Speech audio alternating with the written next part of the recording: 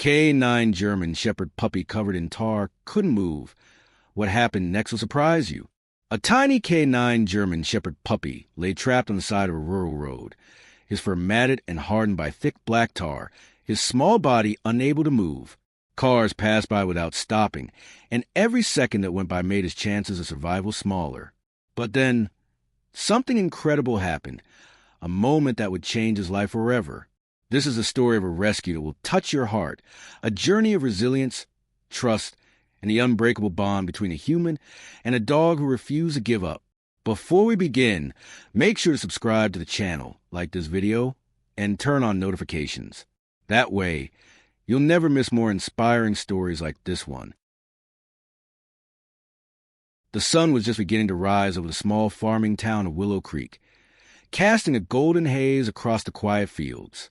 The morning air carried a crisp chill, the kind that hinted at the coming winter. On the outskirts of town, the road that wound through the open countryside was mostly empty, save for the occasional pickup truck heading to the market. Near an abandoned construction site at the edge of the road, a faint sound broke the stillness, a soft, almost imperceptible whimper. At first, it was swallowed by the hum of the wind, but if someone listened closely, they would hear it again. It was the sound of a creature in distress, a desperate cry for help. Lying there, pressed against a rough gravel shoulder, was a tiny German Shepherd puppy. His fur, which should have been soft and fluffy, was instead hardened into stiff clumps. His entire body was covered in thick, black tar that clung to him like a second skin. It had matted his coat so completely that every attempt to move only pulled painfully at his skin. His paws were glued to the ground, his tail stiff and immovable. The tar had even sealed part of his ears and neck, leaving him unable to turn his head fully. The puppy's breaths were shallow, his eyes wide with fear. He couldn't understand how he had gotten here. Just hours earlier, he had been wandering along the roadside, drawn by the smell of food from a nearby dumpster.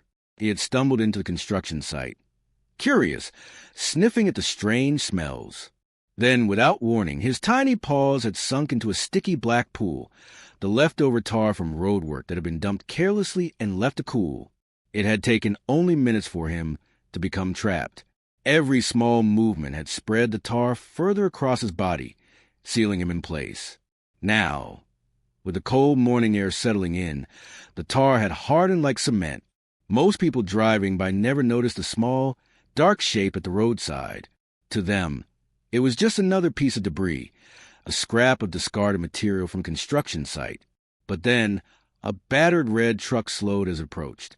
Inside was Daniel Hayes, a 34-year-old volunteer firefighter who lived just a few miles away.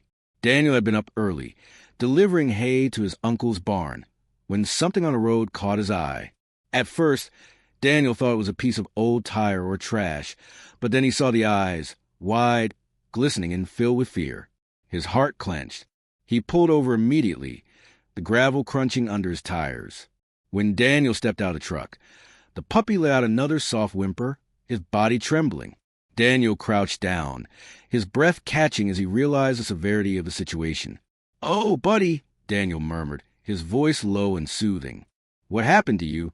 He reached out and gently touched the tar on the puppy's back, feeling its hardened surface. The pup flinched at the contact, a small cry escaping his throat.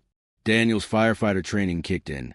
He recognized that this wasn't something he could fix on the roadside. The tar was hardened into the dog's fur and skin. Pulling at it now would only tear the flesh underneath. Daniel glanced back at his truck, weighing his options. He couldn't leave the puppy here, that much was certain. But moving him was going to be tricky. The tar had glued the pup to the gravel beneath him.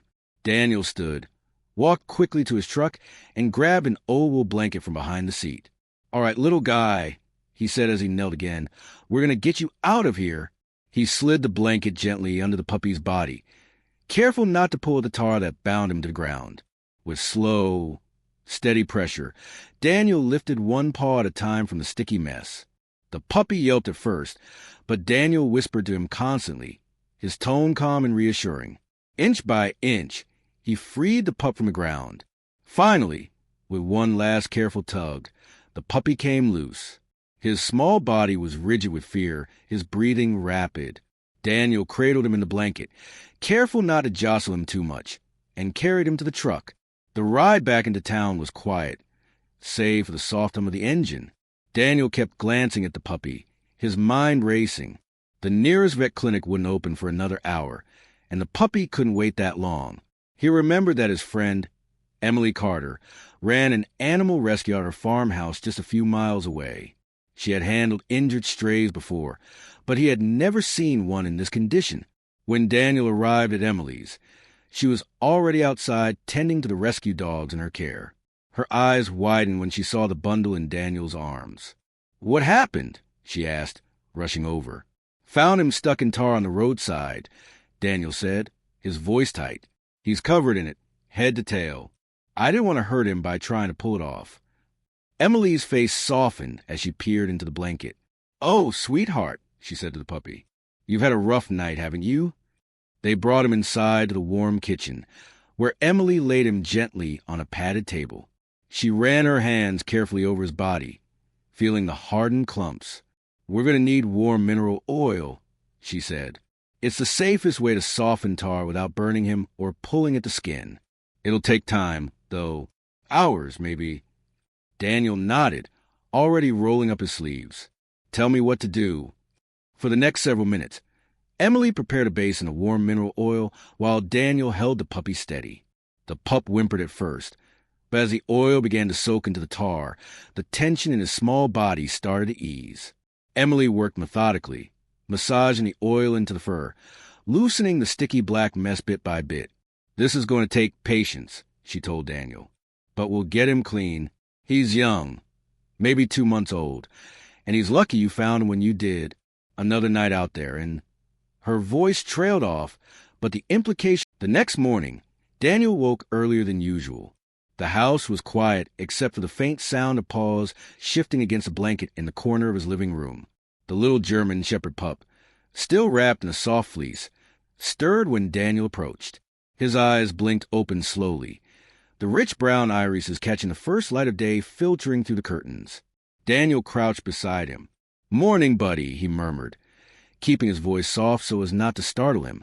The puppy's ears twitched at the sound, but he didn't shy away this time.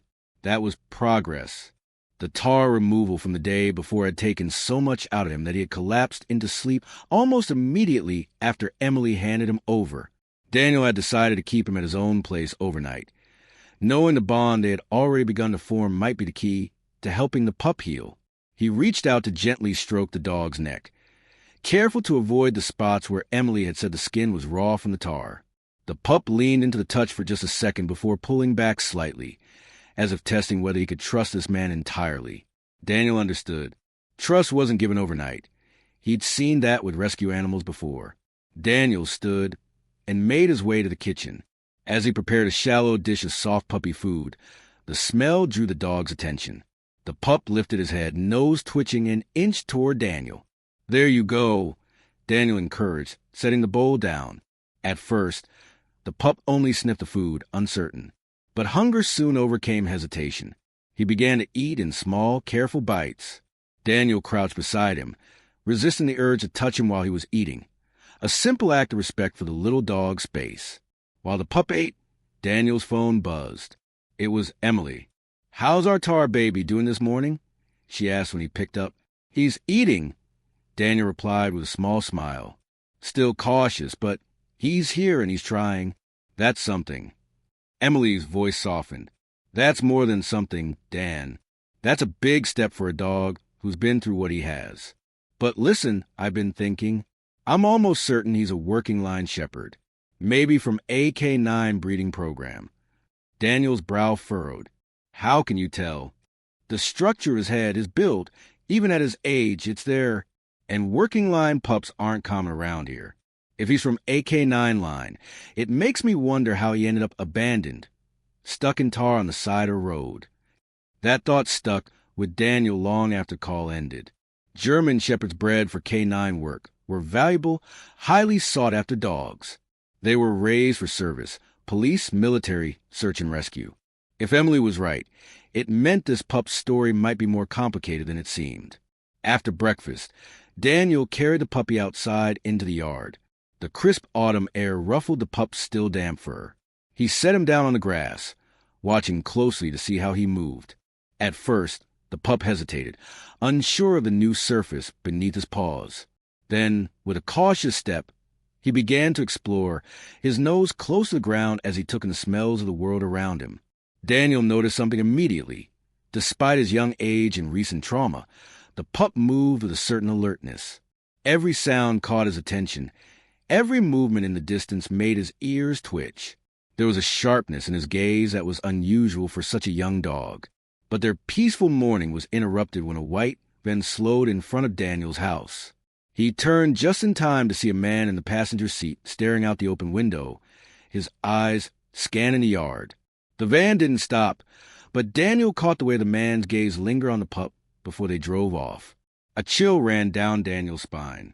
In a small town like Willow Creek, strangers were noticed, and something about the look on that man's face made him uneasy. The pup must have sensed Daniel's change in energy, because he stopped sniffing the grass and looked up at him with curious eyes. Daniel forced a smile, kneeling to scoop him up. "Let's get you back inside, buddy." Throughout the rest of the day, Daniel couldn't shake the thought of that van. Was it just a coincidence? Or had they been looking for something? Or someone? That evening, Emily stopped by to check on the pup. She knelt beside him, examining the spots where the tar had burned the skin. "He's healing faster than I expected," she said, rubbing behind his ears. "But we should get him to the vet tomorrow. I want to make sure there's no internal damage or chemical burns we can't see." As they talked, Daniel mentioned the van. Emily's expression darkened. "Dan, if he really is from AK-9 breeding program, someone might have dumped him because of an injury or a flaw, but there's also a chance someone's looking for him, and not in a good way. A pup like this could be worth a lot of money to the wrong people." Daniel glanced toward the blanket, where the pup was curled up. "Then we keep him close, at least until we know the truth."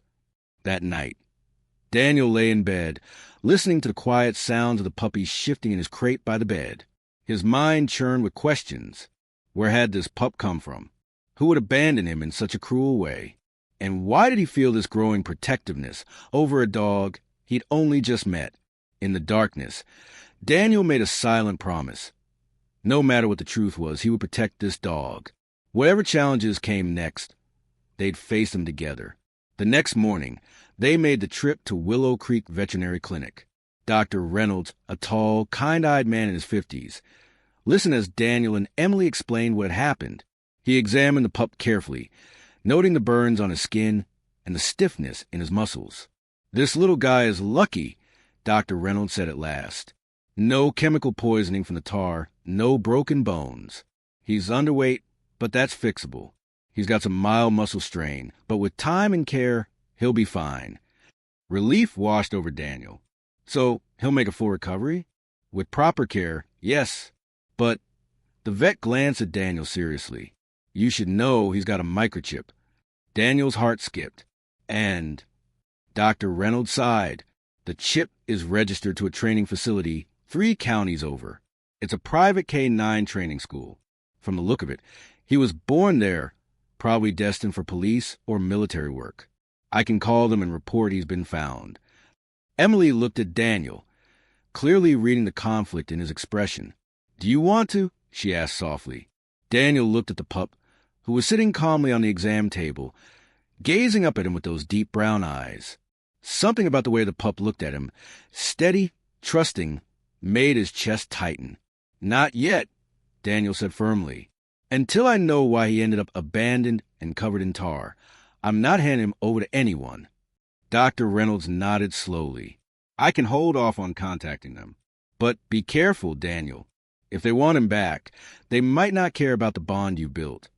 On the drive home, the air in the truck was quiet except for the pup's steady breathing from the passenger seat. Daniel glanced at him and said, "Guess we got ourselves a mystery, huh, buddy?" The pup tilted his head as if he understood, and in that moment, Daniel knew.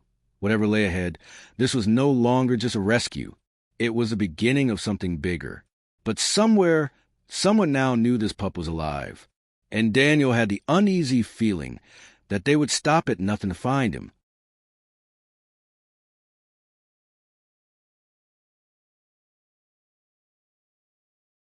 Daniel didn't sleep well that night. Every creak of the old farmhouse seemed louder than usual, and the memory of that white van lingered in his mind like a shadow he couldn't shake. Around 3 a.m., he got up and checked on the pup. The little shepherd was curled in his crate, chest rising and falling in a peaceful rhythm, completely unaware of the weight of the questions hanging over them both. Daniel crouched beside the crate.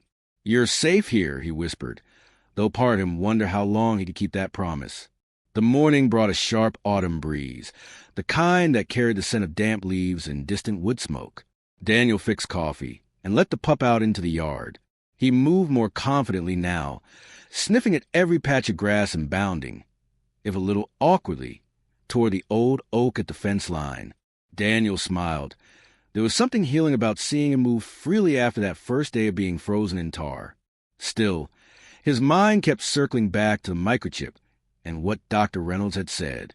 If the pup truly belonged to that K-9 training facility, why had no one reported him missing? Why was he out here in the first place, miles from anywhere and left in such a state? He decided to test something. "Come here, boy," Daniel called, using a tone he might use with any dog. The pup glanced at him, but didn't immediately move. Daniel tried again, but this time he used a sharp clip whistle, something he learned years ago while working alongside a search and rescue unit. To his surprise, the pup's ears perked instantly.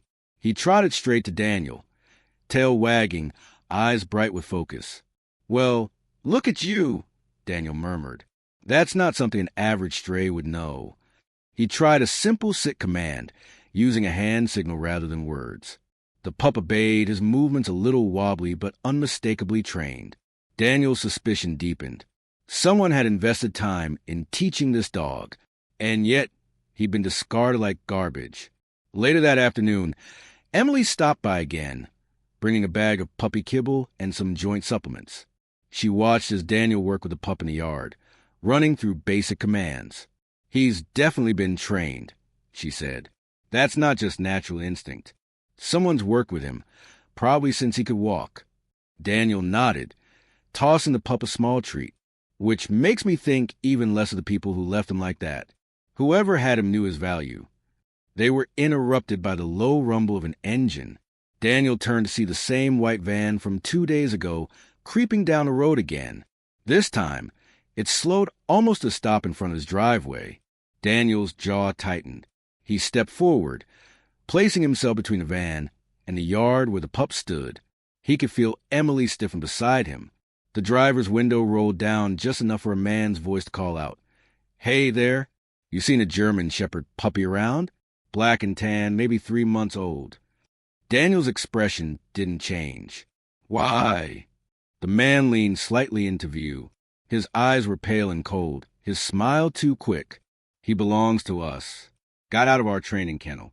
We've been looking all over for him." Something in the man's tone set off every alarm bell in Daniel's head. It was too rehearsed, too eager, and there was no mention of the puppy's condition, no concern in his voice. "Can't help you," Daniel said flatly. "Haven't seen any dogs around here." The man's smile faded just a fraction, his eyes narrowing before he put the van in gear. "Well, if you do, you let us know." He handed Daniel a card with nothing more than a phone number printed on it before driving off. Emily let out a low breath once the van disappeared. That was them, wasn't it? Daniel looked down at the card in his hand, then crumpled it and shoved it in his pocket. If they really cared about him, they'd have been out here days ago, and they wouldn't have left him in tar. That night, Daniel brought the pup's crate into his bedroom. If those men came back, he wanted the dog as close as possible. Over the next week, Daniel worked with him daily. It was clear the pup was intelligent, almost too intelligent for his age. He picked up new commands within minutes and showed an eagerness to please that was unmistakable. Daniel started calling him Shadow, because no matter where he went, the pup was there, following him with quiet loyalty. But training wasn't the only thing happening. Each day, Shadow's trust in Daniel deepened. He no longer flinched at sudden movements. He sought out Daniel's touch, leaning into his hand during ear scratches and curling beside his chair in the evenings. That trust became Daniel's anchor, something solid and good in the middle of all the uncertainty. One afternoon, While working in the yard, Daniel heard the sound of tires on gravel. His stomach dropped when he saw the white van again, this time stopping 100 yards down the road. Two men stepped out, scanning the area. One of them pointed toward the yard. Daniel acted quickly. "Shadow inside," he said sharply. The pup obeyed instantly, darting through the open back door. Daniel followed, locking it behind him. From the window, he watched the men linger near the fence line. They didn't come onto his property, but their intent was obvious. They were looking for the dog, and they were getting bolder. Emily arrived an hour later, and Daniel told her what had happened. She frowned deeply. You can't keep him out in the open anymore. If they're willing to keep coming back, it's only a matter of time before they try something. Daniel nodded. I've been thinking the same. Tomorrow, I'm building a pen in the barn. It's warm, safe, and they won't see him from the road. That night, as Shadow slept curled at the foot of Daniel's bed, Daniel lay awake, running through possibilities. He could call the K9 facility listed on the microchip, but if these men were connected to it, he might be delivering the pup right back into harm's way. For now, all he knew was that Shadow wasn't going anywhere, not until Daniel was sure he'd be safe. And as the wind rattled the windows and the old house settled into its nighttime creaks, Daniel realized something. This wasn't just about a rescue anymore. He wasn't just keeping a promise to a dog. He was preparing to fight for him. Whatever Shadow's past was, Daniel was by first light. The barn no longer looked like an ordinary farm outbuilding. Daniel had spent most of the night reinforcing it, working by the beam of a headlamp until his shoulders burned. He converted the old tack room into what felt like a safe room, a crate bolted to the wall studs, heavy latches on the door, and thick canvas over the small windows, so nothing inside could be seen from a road. The floor was lined with clean straw, and the air smelled faintly of pine shavings. Shadow sat in the middle of it all, watching every hammer strike with the intense, unblinking focus Daniel had come to expect from him.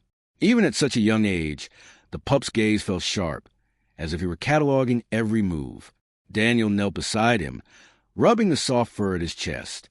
Not bad for a night's work, huh? The pup gave a small huff in response, but his ears flicked toward the sound of tires crunching gravel in the distance. Daniel froze, listening. The noise faded quickly. Maybe a neighbor heading to work, but it left him uneasy. A little after noon, Emily stopped by, carrying a thermos of coffee and a new nylon collar with Shadow stitched neatly in yellow thread. She grinned when the puppy nosed at the letters. "Fits him," she said. Then her tone shifted as she handed Daniel a folder. I dug into that K9 facility. Daniel flipped through the papers, scanning the details. Argus Protective Solutions, private contracts with freight yards and a couple industrial sites. Emily nodded. And a record that's not clean. Complaints from former handlers about overworking dogs, dumping any that didn't meet standards. One whistleblower even hinted at disposing of rejects quietly. Daniel's jaw tightened. Quietly, he repeated, hearing the implication in the word. Emily's eyes flicked toward Shadow. If he washed out for some reason, someone might have decided to make him disappear. And tar, well, it hides scent, makes it harder for search dogs to track. The thought hit Daniel harder than he expected. The idea that someone had intentionally tried to erase this pup's trail, to make him just vanish, set his teeth on edge. He glanced at Shadow, who had flopped down near his boots, eyes half closed in the kind of relaxed trust he'd fought for since the rescue. They're not getting another shot at him, Daniel said quietly. They spent the afternoon setting up extra precautions, motion lights on the barn doors, an old cowbell strung from the south gate, so it would clang if anyone tried to lift it, and a baby monitor in the tack room, so Daniel could hear even the smallest sound at night. The farm felt like it was on alert now, every creak and sway part of a silent defense plan. Evening came early, wrapped in low clouds and a damp wind. Daniel sat on the barn steps with Shadow draped over his boots, the pup's chin resting on denim. The quiet was comfortable until the cowbell clanged. The sound wasn't the lazy chime of wind. It was sharp, quick, deliberate. Daniel's pulse jumped. Another clang followed, and then the faint scrape of metal on metal. Someone was testing the latch. He scooped Shadow into his arms, slipping into the tack room. He shut the door, locked the deadbolt, and killed the light. Shadow tensed but didn't make a sound, ears pricked, body vibrating against Daniel's arm. Through the thin gap at the bottom of the barn door, light suddenly flared. His motion sensor had triggered. Shadows moved across the straw. Daniel's phone buzzed in his pocket. Front yard motion detected. He ignored that feed and flipped to the side camera. 2 men. One was at the south gate with what looked like a crowbar. The other was scanning the yard, cap pulled low. Daniel sent a quick text to Emily. 2 men here. Call the sheriff. Don't come. The barn latch rattled. A low voice hissed, "Forget the gate. Check the window." A knife blade slid under the canvas covering, lifting it just enough to reveal a sliver of night. A gloved hand pushed at the frame. Wood groaned. Shadow's gaze locked on the movement, body still but coiled. Daniel could feel the tension in him, that working dog instinct to act, but they had no advantage in a fight here. He glanced toward the loft hatch, thinking he could move up and create a diversion. But leaving Shadow even for a moment wasn't an option. Then a different sound, a car engine in the distance, growing louder. The hand at the window froze. "Light on the road," one voice muttered. The knife slipped away. Footsteps crunched, retreating. A moment later, the engine roared, and tires spat gravel as the white van sped off. The cowbell gave a last metallic tap as the gate settled. Daniel stayed still for another long minute, listening. Only when the quiet settled in fully did he let out a breath. Shadow twisted in his arms and licked his chin once, almost as if to say, "We're still here." When the sheriff's deputy arrived, Daniel led him to the gate. There were fresh pry marks on the latch and boot prints near the barn window. "They didn't get in," Daniel said, "but they're not done." The deputy took notes and shook his head. "If they want the dog, they may try again. You might think about moving him to a kennel in town." Daniel's answer was immediate. "No. If they're watching, moving him puts him right where they can follow. Here, I know every inch of ground." That night, he brought Shadow's crate into his bedroom. Neither of them slept much. Every gust of wind felt like a possible footstep. But sometime before dawn, Daniel made a decision. He was going to the source. If the K-9 facility wanted play games, he'd confront them directly and see what they gave away. By mid-morning, he and Shadow were in the truck, headed 30 miles east. The facility sat at the end of a gravel road, chain-link fence gleaming in the cold light. A sign read Argus Protective Solutions in stenciled black letters. A man in a gray jacket came out as they pulled up. "Can I help you?" he asked, his eyes flicking to the pup in the passenger seat. "Found a shepherd pup with your microchip," Daniel said evenly. "Figured you want to confirm." The man's smile was quick, practiced. "You can just hand him over. We'll take it from here." "I said confirm," Daniel repeated. "That's it." He led Shadow along the fence. The kennels were neat, dogs pacing in quiet rows. But at the far end were empty runs. The concrete stained a faint gray-black. Shadow stopped dead there, nose lifting, pupils wide. The drive back from the K-9 facility was long, but not quiet. The rumble of a truck on the gravel road seemed to match the thudding in Daniel's chest. Every glance in the rear-view mirror felt like a check for that white van.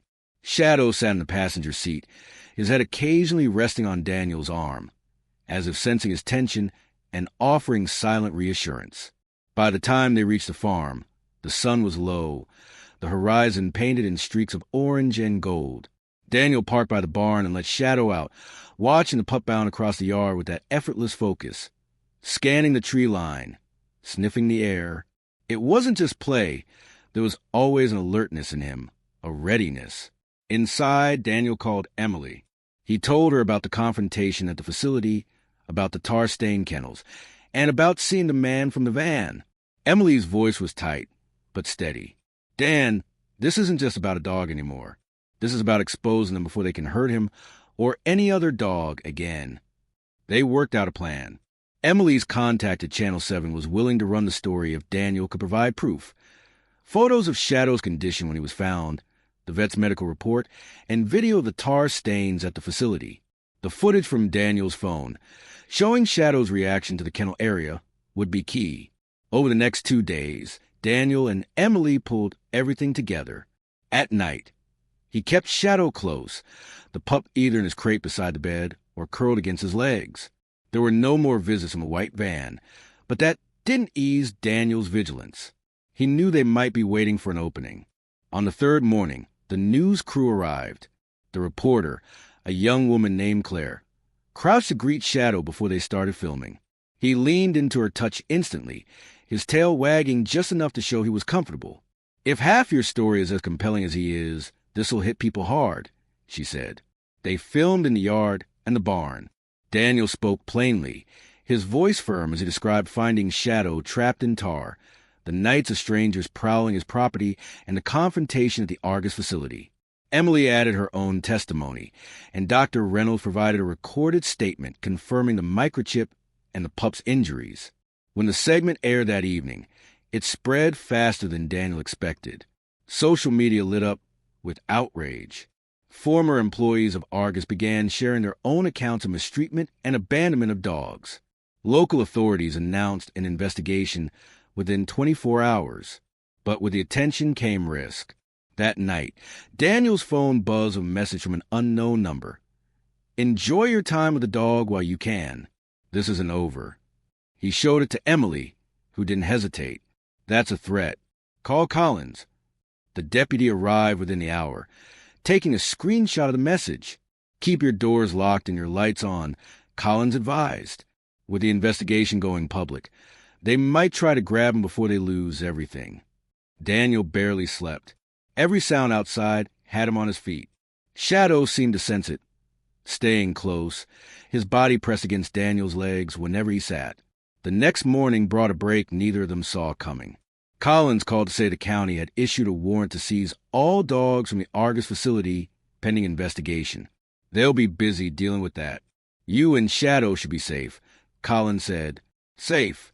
The word felt strange in Daniel's ears, but it was a start. In the days that followed, life settled into something almost normal. Shadow began proper obedience training, his natural intelligence shining through. Daniel realized he wasn't just keeping the pup safe. He was preparing him for a future where he could thrive. The trust between them had deepened into something unshakable. One crisp morning, as the first frost clung to the grass, Daniel took Shadow to the open field behind the barn. He unhooked the lead and gave a single, sharp whistle. Shadow bolted forward, racing across the frost, then spun on command and sprinted back, eyes bright, ears up, tail high. Daniel laughed, a real, unguarded laugh that felt like the first in months.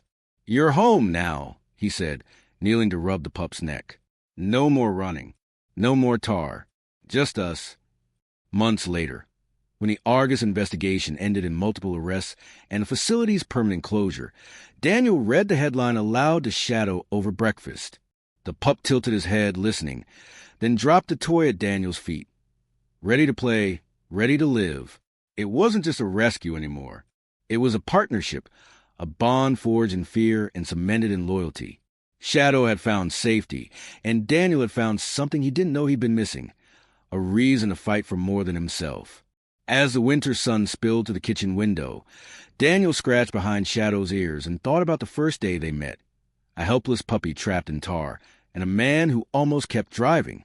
One choice had changed them both. And somewhere deep inside, Daniel knew, if courage and loyalty could pull a dog from the edge of death, they could carry the two of them anywhere. If this story inspired you, Daniel would later tell the camera when the news station followed up, remember that courage and compassion can change a life. They changed mine. That final chapter ties all three remaining beats, confrontation, exposure, and resolution, into one continuous arc. Would you like me to also prepare image prompts for each key moment so you can use them for thumbnails or scenes?